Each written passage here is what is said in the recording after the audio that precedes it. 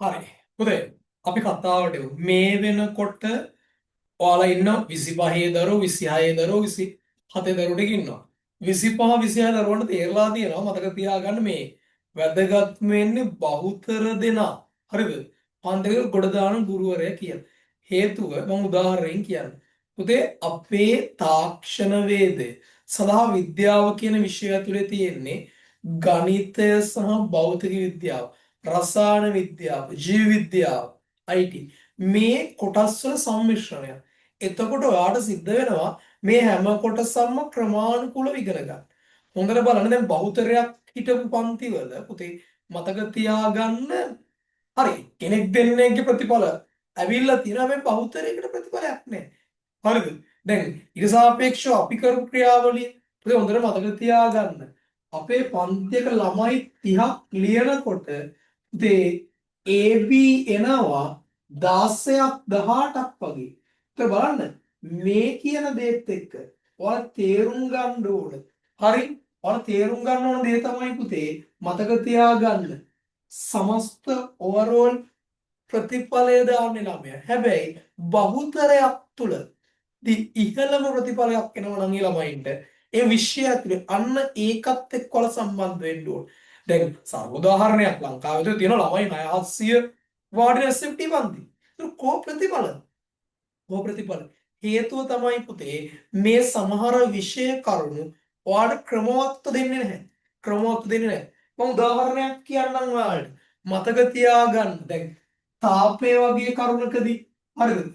තාපය වගේ කොටසකදී ඔයාලා ඉගෙන ගන්නවා සත්‍ය ප්‍රසාරණය දෘශ්‍ය ප්‍රසාරණය ගැන. ඒතර සමහර කට්ටිය හිතනවා දැන් මේ දේවල් හරිද?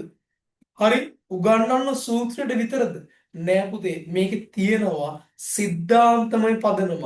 අන්න එතනදී ඔයා ඉගෙන ගන්න ඕන අර භෞතික විද්‍යාවේ තියෙන සිද්ධාන්තමය කාරණයක් එක්ක. අන්න ඒක නිසා හොඳට මතක තියාගන්න. ඔයාලා 2027 දරුවෝ මොකද කරන්න ඕන? මේ වෙලාවේ තෝරගන්න ඕන බහුතරය සමත් වෙච්ච තැන. බහුතරය සමත් වෙච්ච තැන. අන්න ඒකයි පුතේ වැදගත් වෙන්නේ. හරිද? AB වැඩි තැන. හරිද? AB වැඩි තැන. අන්න එතනින් තමයි ඔයාලගේ ගමන හැදෙන්නේ. පුතේ මතක තියාගන්න. ඒකයි ඇත්තම සිදුවීම. හරිද? ඔයාලට තියෙනවා මෙන්න මෙහෙම දේවල්. මොකක්ද පුතේ? මතක තියාගන්න. දැන් ඔයාලා දන්නවා සාමාන්‍යයෙන් ඔයාලා ඉගෙන ගන්නවා මෙන්න මේ වගේ. හරිද? මේ වගේ ගාණක් හදනකොට හරි? හතර බලන්න. මෙතන තියෙනවා මෙන්න මේ වගේ ත්‍රිකෝණයක්. මේ ත්‍රිකෝණයක් ඔයාලට දෙනවා. එතකොට පුතේ මතක තියාගන්න මේ ත්‍රිකෝණයේ ඔයාලට කිව්වොත් මෙන්න මේ පාද ටික දීලා සරලම ගාණක්. මෙයා 3යි මෙයා 4යි පුතේ h උස හොයන්න කියලා. ඔයාලට එකපාර මතක් වෙනවා පයිතකර සම්බන්ධය. පයිතකර සම්බන්ධය මතක් වෙනකොට ඔයාලා ඊළඟට කොහොමද මේකේ හරි වර්ගඵලය හොයන්නේ? වර්ගඵලය හොයන්නේ. හරිද පුතේ? එහෙනම් ඔයා මුලින්ම මේ දෙන්නට දෙන පුතේ පයිතකරස් කොහොමද? 4 වර්ගය ධන 3 වර්ගය මෙයා L නම් පුතේ සමානයි පුතේ කවුද?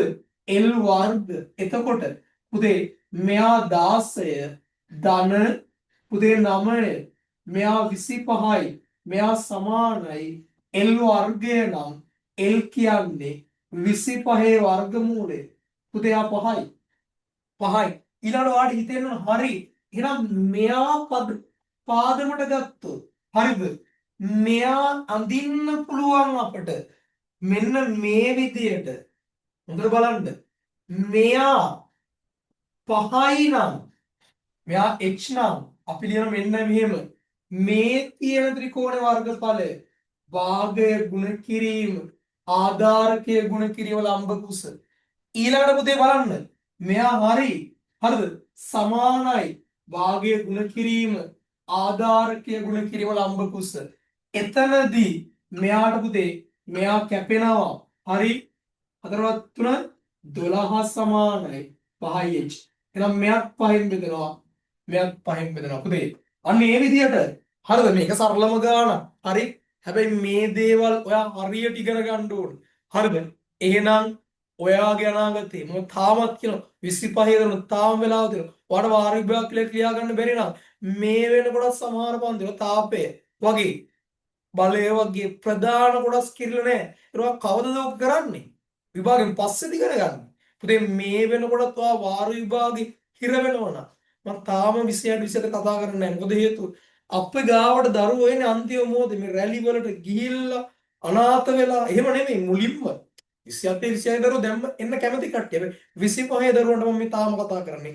ඔයාලා තාමත් හරි හමන් තැනක ඔයාලගේ ප්‍රතිඵලය ගොඩ දාගන්න කල් තියෙනවා. එහෙනම් හරිද? ඒක තමයි කරන්න ඕන. හරි පුතේ. අපි යමු ඊළඟ ප්‍රශ්නෙට. හරි. වැඩි ලස්සනට අපි කරනවා. හරිද? ඒකයි තියෙන්නේ.